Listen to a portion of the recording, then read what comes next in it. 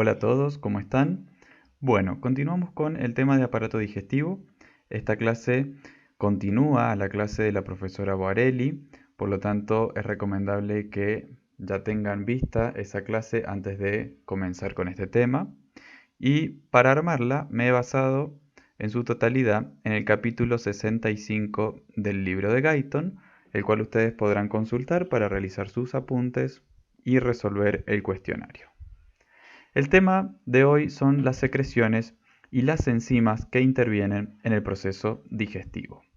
Para eso, recordemos un poco cómo el aparato digestivo es un sistema que nos permite obtener energía a través de la absorción de nutrientes, ¿sí? En la absorción intestinal, que primero tendrá que procesar, metabolizar, para que estos nutrientes luego lleguen a la célula y le permitan a ella cumplir sus funciones metabólicas.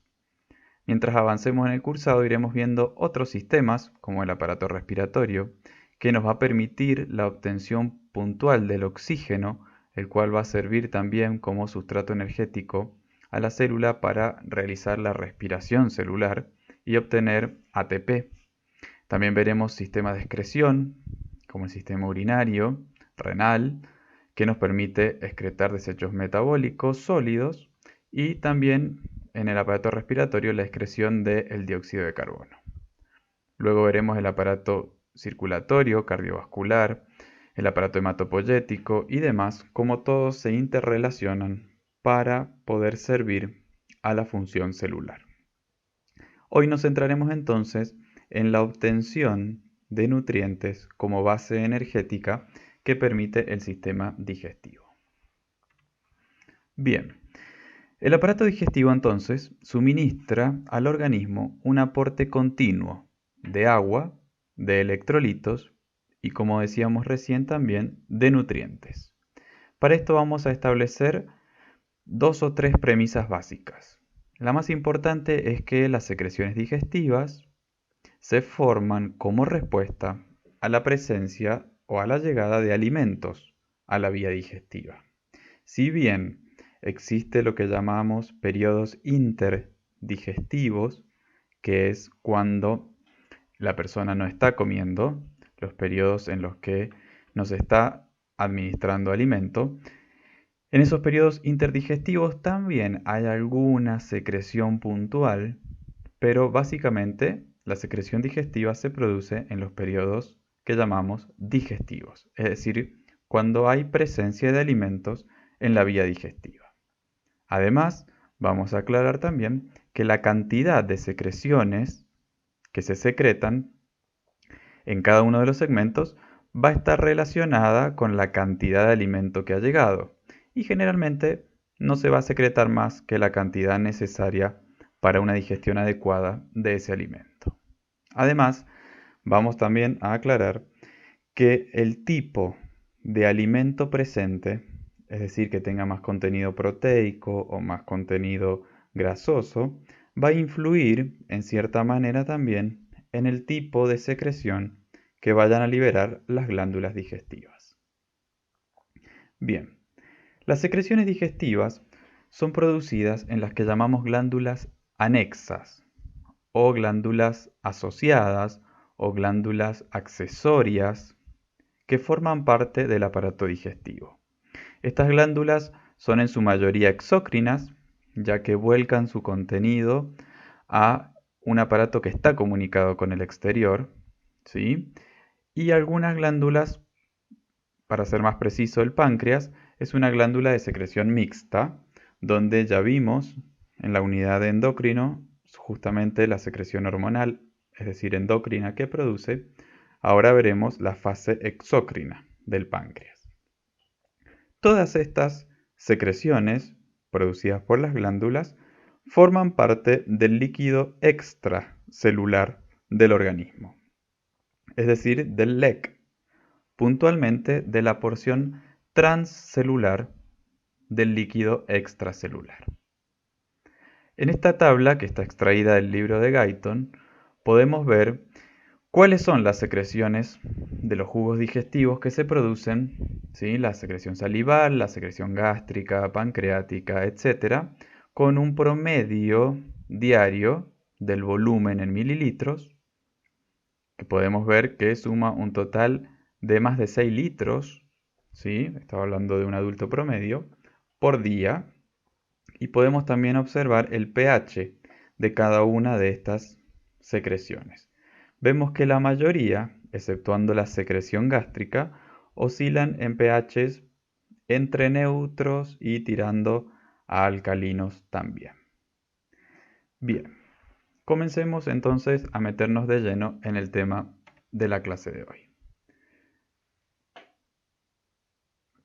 Las glándulas secretoras, entonces, de las secreciones digestivas, vamos a decir que tienen dos funciones fundamentales.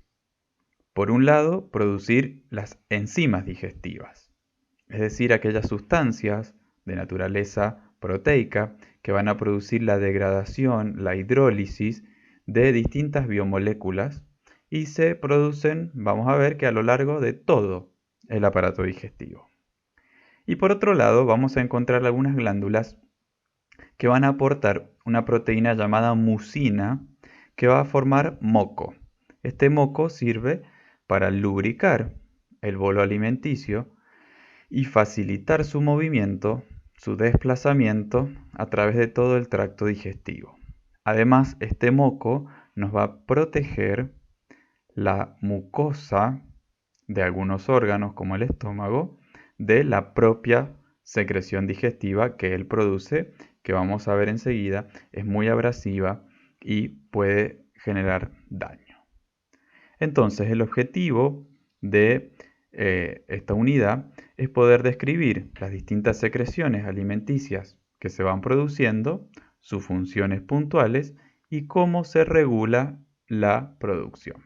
En líneas generales, vamos a adelantar que las secreciones digestivas están formadas por sustancias orgánicas, agua y electrolitos. ¿Cuáles son los estímulos que van a desencadenar que se secrete o se libere una secreción digestiva? Algo ya adelantamos recién que tiene que ver con la llegada del alimento al aparato digestivo. Es decir, se genera una necesidad, ¿sí?, digestiva. Entonces, el primer punto, y es muy importante, es el contacto que tiene este alimento con el epitelio. Este contacto estimula justamente la secreción. El tipo de estímulo tiene que ver básicamente con una estimulación táctil, es decir, mecánica. Los alimentos producen un estímulo mecánico sobre el epitelio, ¿sí?, sobre las células glandulares, y estas células van a liberar entonces su jugo, su secreción digestiva, y también activan al sistema nervioso entérico, que está en la pared, como vieron con la profe Guarelli, que una fase se va a encargar más de la motilidad y otra fase se va a encargar más de la secreción. Esto tiene que ver entonces con el estímulo táctil que produce el alimento con su llegada al tracto digestivo. Este contacto de los alimentos también produce irritación química, ¿sí? Y por último, también produce la distensión de la pared, ¿sí?, esofágica, gástrica, intestinal, depende del segmento en el que estemos, pero esa distensión que genera el alimento es captada por mecanorreceptores, ¿sí?, receptores de la distensión, y van a enviar la señal para que se segregue justamente una enzima digestiva. Entonces, el contacto con del alimento con el epitelio tiene tres puntos importantes: la estimulación táctil mecánica, la irritación química y la distensión, captada por mecanorreceptores. Todo esto va a producir la estimulación del sistema nervioso entérico, como dijimos recién, y del sistema autónomo en general, no solo de la fase entérica. También va a haber activación simpática y parasimpática. Vamos a ver que, retomando lo que vieron con la profe Guarelli, la estimulación parasimpática, en este caso, aumenta todas las secreciones glandulares. generalmente mediada por el nervio neumogástrico a través de acetilcolina. Es decir, que la estimulación colinérgica es positiva. Ahora, la estimulación simpática puede tener un doble efecto. Esto se los va a describir el libro, pero lo más importante es que nos quedemos con la idea de que el aparato simpático, el sistema nervioso autónomo simpático, reduce, en líneas generales, reduce las secreciones glandulares debido a que produce una vasoconstricción, es decir, disminuye el flujo sanguíneo que llega a esa glándula. Hay algunas excepciones donde el sistema simpático puede producir estimulación, pero son las menos. Y por último, otro estímulo para las secreciones digestivas tiene que ver con toda la regulación hormonal que se produce, por ejemplo, a través de algunas hormonas como la histamina, la gastrina, etc. Comencemos entonces con la primera secreción que encuentra el bolo alimenticio al ingresar al organismo en la cavidad oral, que es la secreción salival. Las glándulas salivales principales son las que llamamos glándulas mayores, son glándulas pares, y son las parótidas, las submaxilares, también llamadas submandibulares, y las glándulas sublinguales. Además, existen glándulas menores, que son glándulas accesorias, que están distribuidas, ¿sí?, en toda la mucosa de la cavidad oral, que no es importante saberlas, pero sí que existe su presencia y que generalmente son glándulas mucosas. La secreción salival diaria, como podíamos ver en la tabla anterior, tiene un promedio de 1 litro o 1,5 litros por día de secreción. Esta secreción tiene una composición que la podemos dividir en realidad en dos grandes grupos. Una secreción proteica, serosa, que es rica en proteínas, especialmente una proteína que veremos a continuación, que es la alfa-amilasa, y por otro lado una secreción mucosa rica en mucina. Entonces, la composición salival vamos a ver que tiene un 98% de agua, es decir, que es sumamente rica en agua. La secreción serosa, es lo que les comentaba, tiene que ver con la secreción de una enzima llamada tialina, que es una alfa-amilasa, ¿sí?, es decir, una enzima destinada a digerir los almidones. Esta digestión es una digestión parcial, ya que la tialina, para poder realizar su efecto digestivo, necesita pHs en el medio en el que se encuentra que sean cercanos a un pH 7, pHs más bien neutros. Vamos a ver que en la boca encuentra esas condiciones ideales, por lo tanto comienza a producir una digestión del almidón, pero como el bolo alimenticio rápidamente es deglutido y pasa a través del esófago al estómago, encontrándose en un medio ácido, la tialina se inactiva. Por eso, por su corto tiempo de acción, su corto periodo de contacto con el alimento en un medio de pH neutro, produce una digestión incompleta de los almidones. Además, les decía recién que tenemos una secreción de tipo mucosa. Es una secreción rica en una proteína llamada mucina que forma moco, que cumple funciones de lubricación y protección de la superficie de la cavidad oral.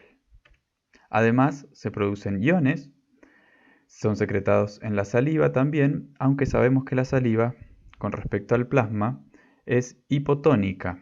La saliva final es hipotónica con respecto al plasma, pero contiene grandes cantidades de potasio y de bicarbonato, aunque concentraciones más bajas de sodio y cloruro. También encontramos sustancias bactericidas y anticuerpos y la opiorfina. La opiorfina es una sustancia de naturaleza peptídica se ha descubierto no hace mucho tiempo en la saliva humana, que tiene propiedades analgésicas y actúa activando el funcionamiento de los opioides endógenos. Es decir, que es una sustancia que se utiliza para calmar el dolor. Bien. Las glándulas parótidas, que son las primeras que mencionamos, producen casi exclusivamente una saliva serosa, es decir, rica en tialina. En cambio, las submandibulares y las sublinguales secretan ambos tipos de saliva, serosa y mucosa. El resto de las glándulas bucales accesorias, como decíamos recién, solo secretan moco.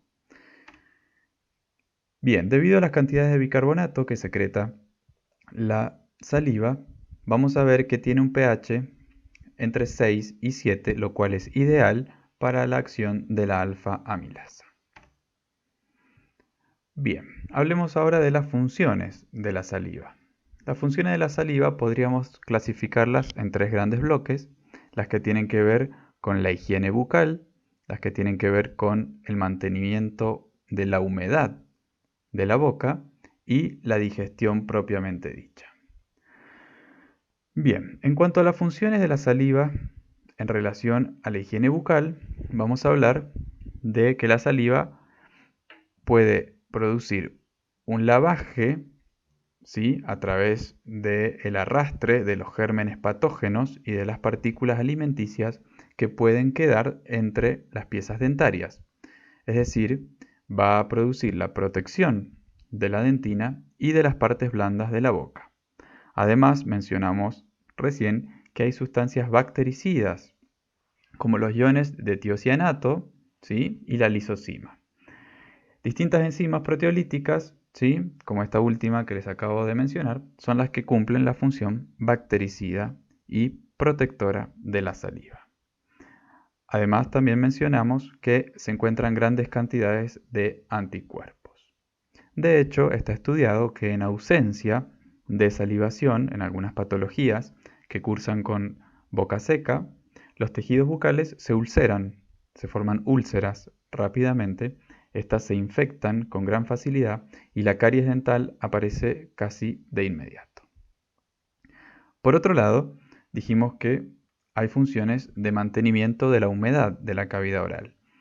Esto sirve, particularmente la saliva mucosa, para lubricar el bolo alimenticio y facilitar la deglución y su movimiento a través del aparato digestivo, para poder articular la palabra, ¿sí?, para limpiar los restos alimenticios por el arrastre que mencioné recién y para hacer soluble las partículas del sabor. Es decir, que la saliva interviene de una manera muy importante en lo que es el gusto, ¿sí?, el sentido del gusto. En cuanto a la digestión, sabemos que la enzima principal de la saliva es la tialina, que es la alfa-amilasa de la degradación de almidones. Bien, en cuanto a la regulación, es decir, cómo se regula la secreción de la saliva, vamos a hablar de tres grandes puntos. El más importante son las señales nerviosas autónomas. Estas están controladas sobre todo por el sistema parasimpático, procedente de los núcleos salivales que se encuentran en el tronco encefálico. Por otro lado, también interviene el área del apetito, que está en el encéfalo, sobre todo en la parte del hipotálamo. Y esto tiene que ver con la activación de un montón de reflejos condicionados a través de olores, de la vista, el ver comida, oler comida, recordar comida que nos gusta, ya comienza a secretar saliva en nuestra boca. Es la famosa expresión "se me hace agua la boca". Bien, esto tiene que ver con lo que llamamos la fase cefálica de la secreción salival. Incluso, aunque no haya llegado el alimento en la boca, estos reflejos condicionados van estimulando a las glándulas para ir secretando a la misma. Además de esta fase cefálica, de estos reflejos relacionados con el gusto, con la memoria, con el olfato, aparecen reflejos gástricos y reflejos estomacales. Estos reflejos se originan ya en el estómago, incluso en la parte alta del intestino, cuando se produce la deglución de algunos alimentos particularmente irritantes, ¿sí? Y la llegada de alimento que produce la distensión de la cavidad. En cuanto a la saliva, la estimulación simpática también puede incrementar la salivación, aunque de una manera moderada.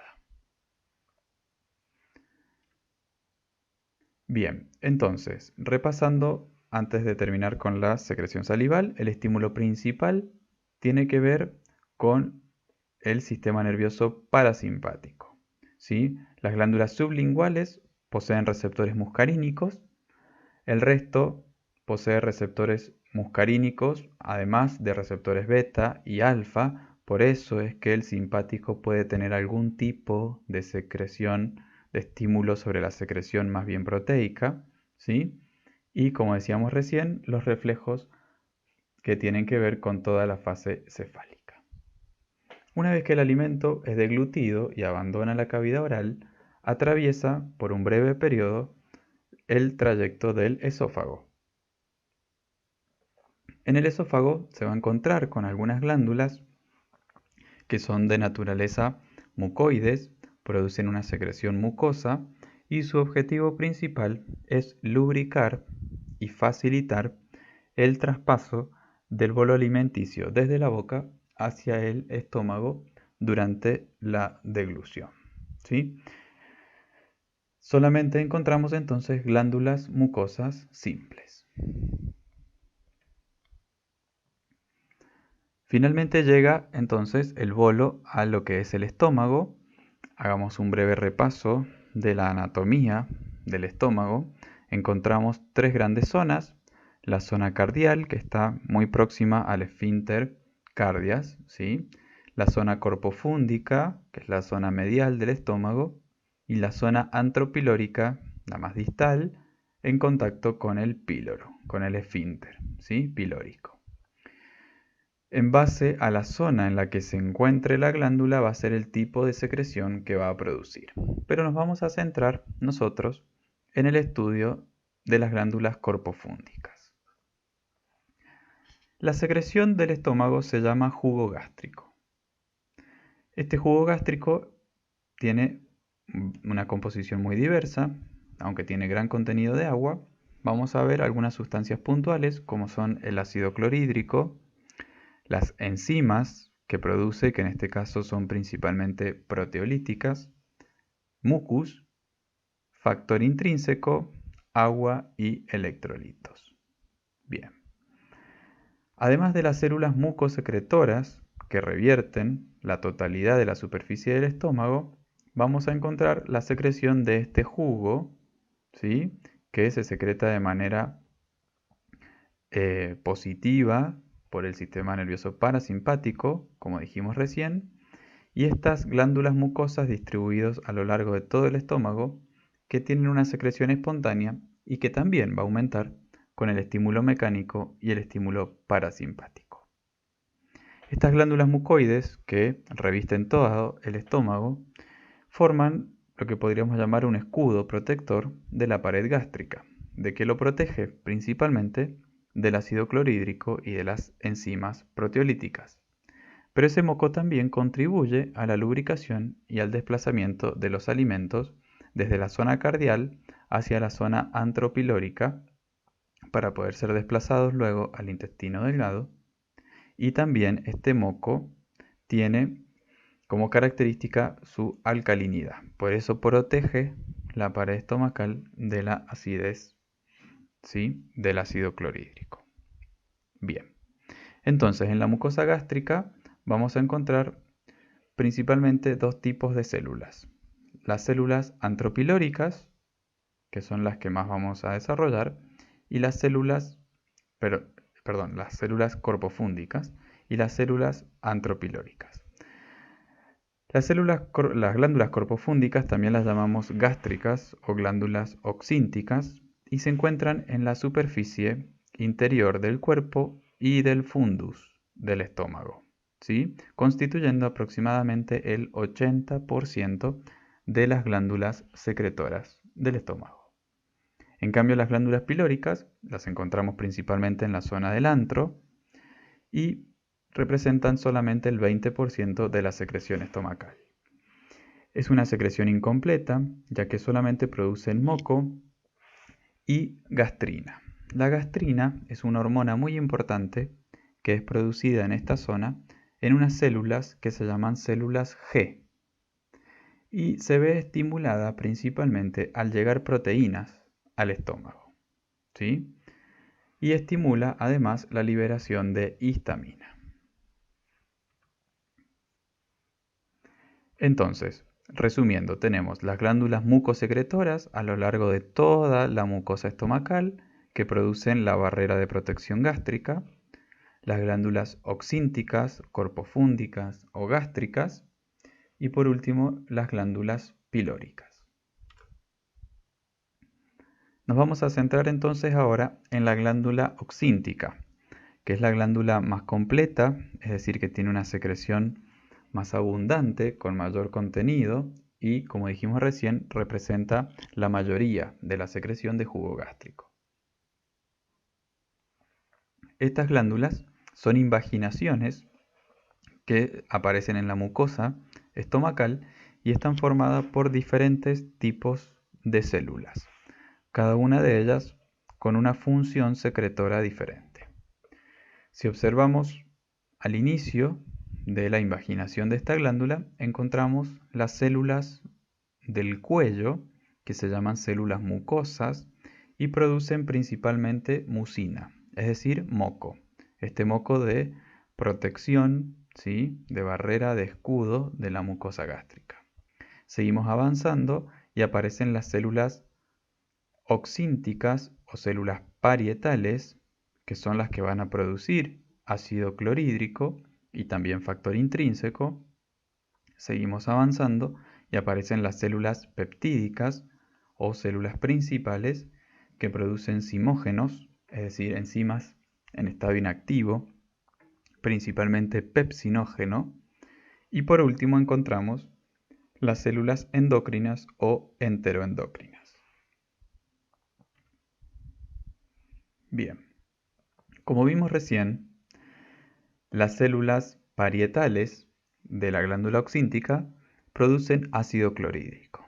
Este ácido clorhídrico tiene una función muy importante en la digestión, en el estadio gástrico de la digestión, por lo tanto nos vamos a detener un poco en este gráfico para poder entender mejor cómo se produce el ácido clorhídrico. Esto está extraído de Guyton, incluso este mismo gráfico con su descripción lo van a encontrar en el libro. Para entenderlo y no marearnos, vamos a comenzar parados en este punto, que es el agua, ¿sí?, intracelular, ¿sí? En el citoplasma de la célula parietal, en el líquido intracelular, tenemos agua. Este agua puede disociarse en un protonhidrógeno y en un hidróxido. Este protonhidrógeno va a ser secretado o excretado a la luz de la célula parietal. La célula parietal tiene forma de canalículo, es decir que va a haber una luz donde va a ir volcando su contenido y luego esto recién es liberado a la glándula en sí. Entonces, el protonhidrógeno sale de la célula mediante un antiporte, un contratransporte con el potasio. Esto es un transporte activo.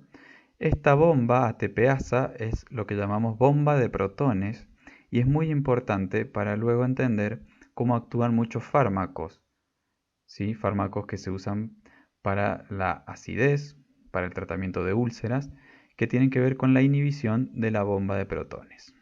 Bien, este protón entonces es liberado a la luz en contratransporte con el potasio que había salido antes, no interesa, había salido por un transporte, ¿sí?, anterior, se encontraba en la parte extracelular, ahora ingresa para permitir la salida de ese protón hidrógeno. El hidróxido que nos queda se va a unir a dióxido de carbono. Ese dióxido de carbono puede provenir del metabolismo celular, pero también puede provenir de la sangre, ¿sí? Desde afuera de la célula es captado dióxido de carbono. Se une el hidróxido al dióxido de carbono, catalizados por la anhidrasa carbónica que va a facilitar esta unión y se forma bicarbonato. Ese bicarbonato va a salir de la célula en contratransporte con iones de cloro. Estos iones de cloro luego van a difundir a través de un canalículo a la luz, ¿sí? Y se va a unir este ion de cloro con este protón hidrógeno, formando así el ácido clorhídrico. Esto es importante saberlo, ya que vemos que para producir ácido clorhídrico, para poder excretar este protón, necesito también liberar bicarbonato. Este bicarbonato va a pasar al torrente sanguíneo. Y acá está lo que conocemos o se define como marea alcalina. Se definiría como aquella alcalinización, ¿sí?, puntual de la sangre durante los periodos digestivos, que tiene que ver con el traspaso de un protón para formar ácido clorhídrico que elimina, digamos, o produce un bicarbonato que luego pasa a la sangre. Entonces, en este segmento, en la zona del estómago, ¿sí?, durante los periodos digestivos, vamos a encontrar una alcalinización, que es totalmente normal y luego se compensa, no produce ningún desequilibrio del estado ácido-base y lo conocemos como marea alcalina. ¿Qué estímulos recibe la célula parietal para producir ácido clorhídrico? Bueno, los estímulos positivos más importantes tienen que ver con estas dos hormonas y el neurotransmisor. Entonces, la histamina es uno de los mayores estimulantes de la producción de ácido clorhídrico. De hecho, la célula parietal tiene receptores específicos para histamina. La gastrina, que era la hormona producida en la célula G, se va a unir al receptor CCKB y también va a producir, junto con la histamina, ya que una depende de la otra, la secreción de ácido clorhídrico. Y el estímulo parasimpático, ¿sí?, colinérgico, también es un estímulo positivo. Como estímulos negativos en la secreción ácida del estómago, vamos a mencionar la somatostatina, el péptido gastrointestinal inhibitorio, o PIG, y la secretina, que la secretina directamente va a inhibir a las células G. En cuanto a la regulación del jugo gástrico, vamos a ver que los factores básicos que estimulan la secreción entonces son la acetilcolina, la gastrina y la histamina. Bien, recuerden siempre que el estímulo vagal, a través de todo el trayecto gastrointestinal, produce estímulos positivos. Recién mencioné el factor intrínseco. El factor intrínseco, luego pueden investigarlo mejor, colabora con la absorción de la vitamina B12. La vitamina B12, unida al factor intrínseco, puede protegerse de la acción de la flora bacteriana del intestino y así ser absorbida. Es decir, que en ausencia de factor intrínseco disminuye drásticamente la absorción de vitamina B12, la cual es necesaria para la formación tanto de hemoglobina como de mielina. De allí se desprenden algunas patologías como la anemia perniciosa megaloblástica, que tiene que ver con el déficit de vitamina B12. También hablamos del pepsinógeno. El pepsinógeno es un zimógeno, justamente una enzima inactiva, que cuando es recién secretada no posee ninguna actividad digestiva. Sin embargo, el pepsinógeno, cuando entra en contacto con el ácido clorhídrico, se activa, ¿sí? Forma pepsina. Esta pepsina es una enzima proteolítica que va a actuar en medios muy ácidos. Su pH óptimo oscila entre 1,8 y 3,5, es decir, muy diferente al pH salival, ¿sí? Por esto, el ácido clorhídrico es tan necesario como la pepsina para la digestión proteica en el estómago. Y no olvidemos nunca, como les decía recién, la secreción del factor intrínseco por parte de las células parietales, ¿sí? Esencial para la absorción de vitamina B12 en la parte intestinal.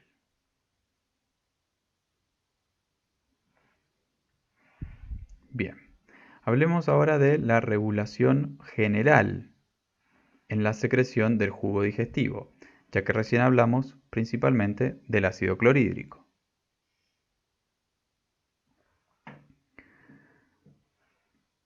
Para la secreción del jugo digestivo vamos a volver a hablar de una fase cefálica, ¿sí? Como dijimos recién, que va a estar mediada sobre todo a través del nervio neumogástrico, estimulando la producción de pepsina y de ácido clorhídrico, preparando al estómago para la llegada de alimento.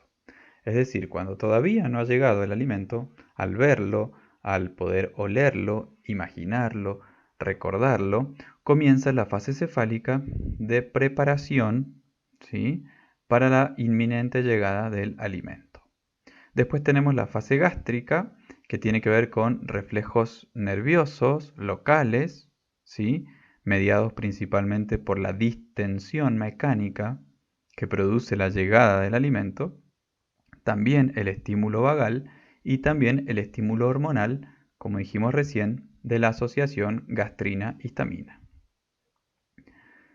Y por último, también hay una fase intestinal que interviene, aunque en menor medida, en la secreción del jugo gástrico. En cuanto a la inhibición de la secreción general del estómago, vamos a mencionar el reflejo enterogástrico inverso, que lo van a poder leer bien en el libro, la influencia de la secretina, ¿sí?, del péptido gástrico inhibitorio y de la somatostatina. Pero además vamos a resaltar un mecanismo de feedback negativo que se encuentra en el estómago en cuanto a su secreción ácida, que es un feedback también protector, que se va a poner de manifiesto cuando el pH del jugo gástrico esté por debajo de 3. Cuando el pH cae por debajo de 3, se inhibe la liberación de gastrina en las células G y de esta manera se intentaría inhibir o disminuir la secreción gástrica del estómago.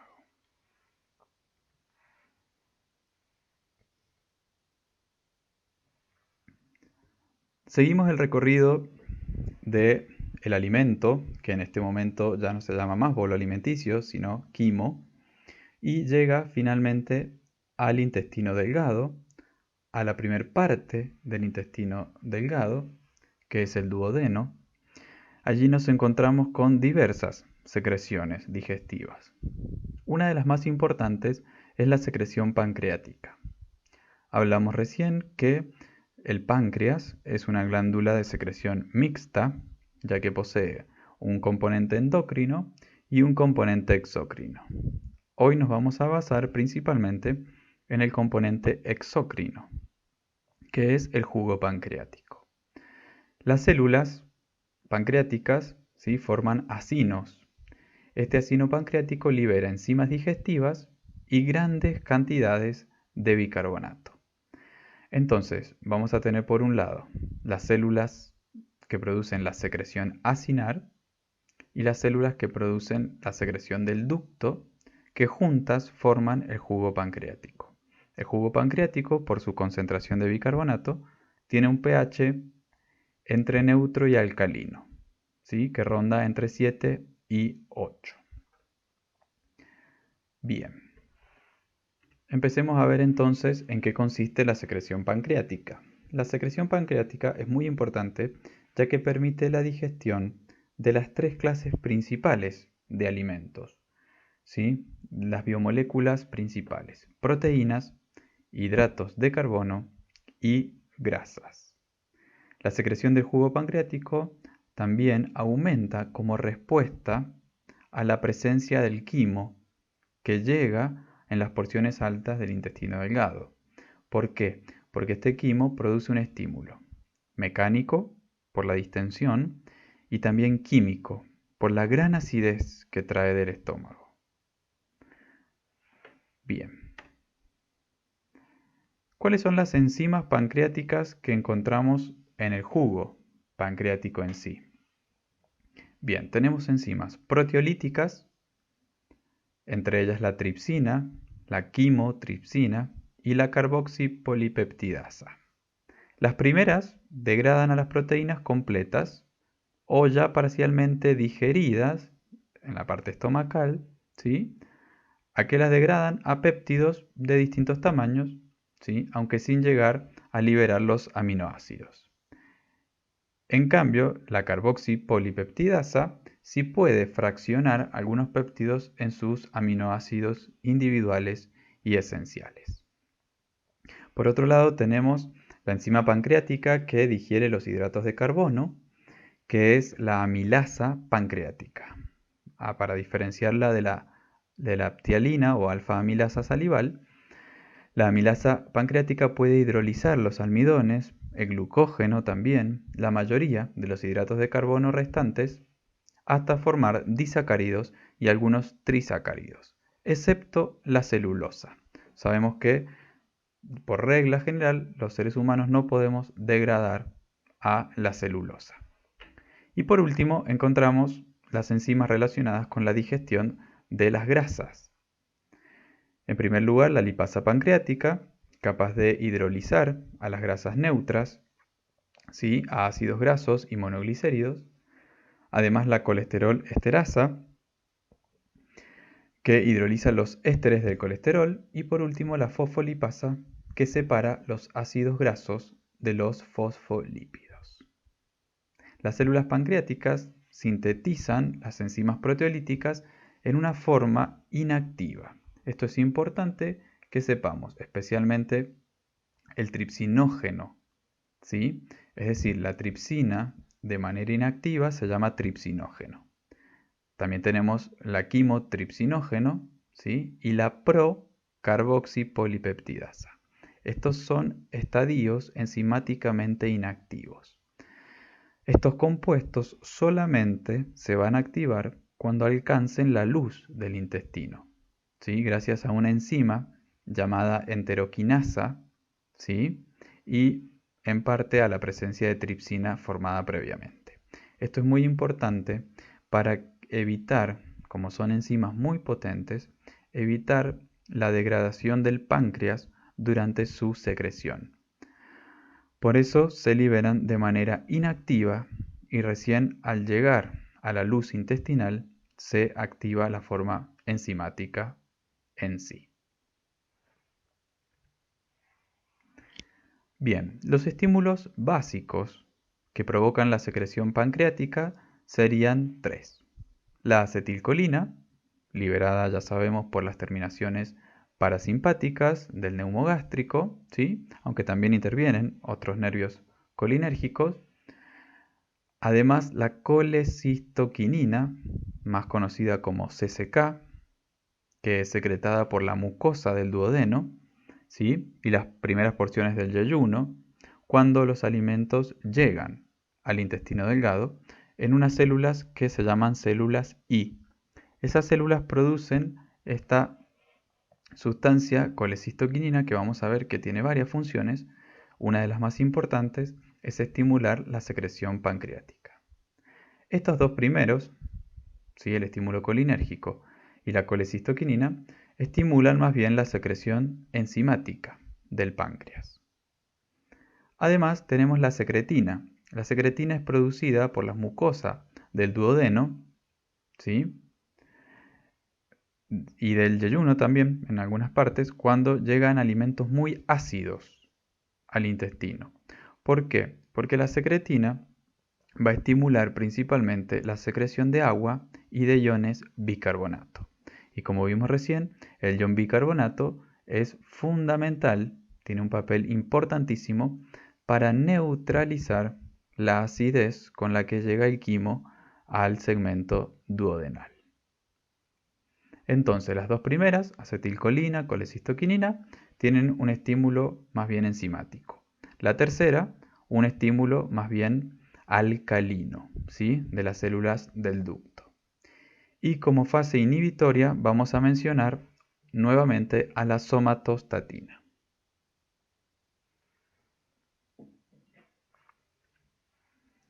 En cuanto a las fases de secreción pancreática, del jugo pancreático, ¿sí? Sucede lo mismo que con la secreción gástrica.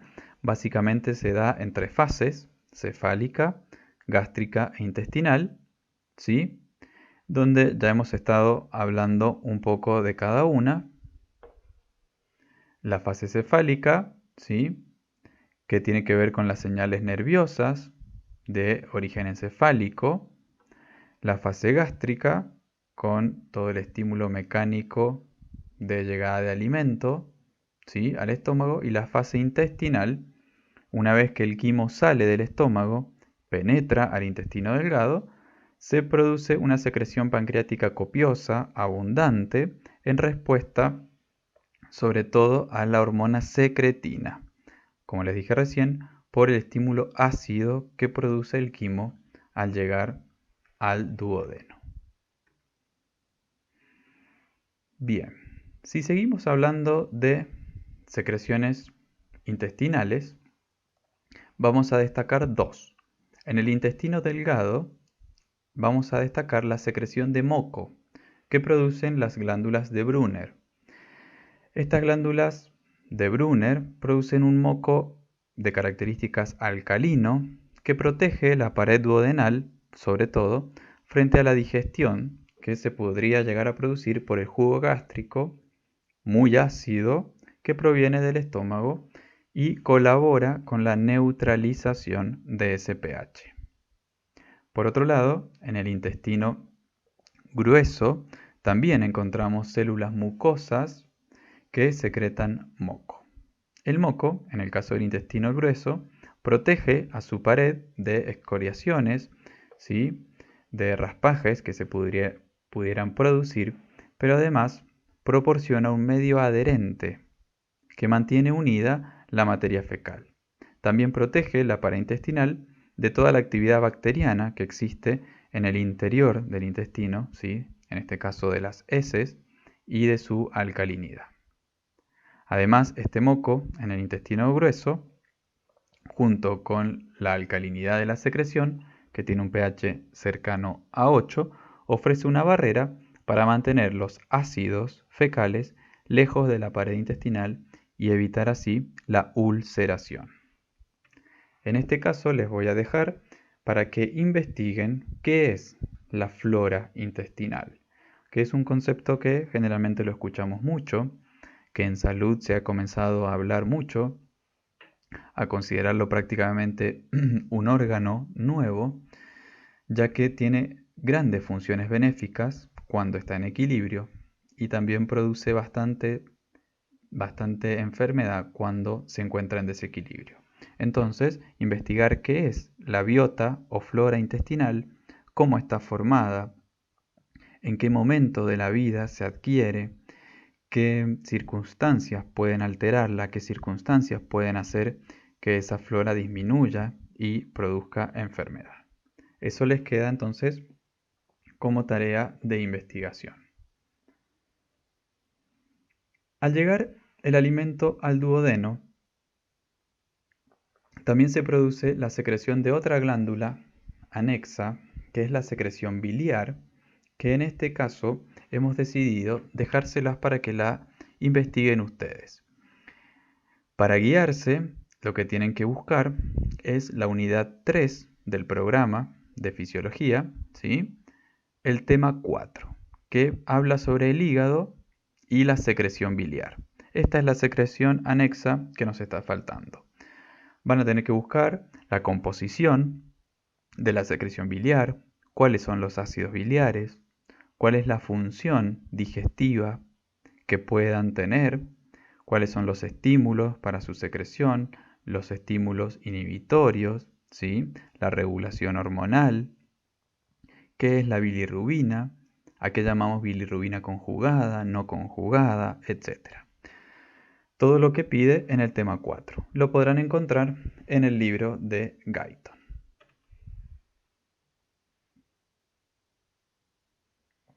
Repasando entonces, hemos intentado dar un pantallazo de las glándulas accesorias, anexas o asociadas al aparato digestivo, de ver la función enzimática, digestiva, de protección que ellas puedan brindar. También la secreción mucosa, cómo facilita, lubricando el alimento, facilita todo su pasaje a través del tracto digestivo. ¿Cuáles son los estímulos más importantes para la secreción y cuáles son los estímulos inhibitorios más importantes? Quedará entonces al alumno pendiente la averiguación del concepto de flora intestinal y de la secreción biliar para luego poder conversarlo en la videoconferencia.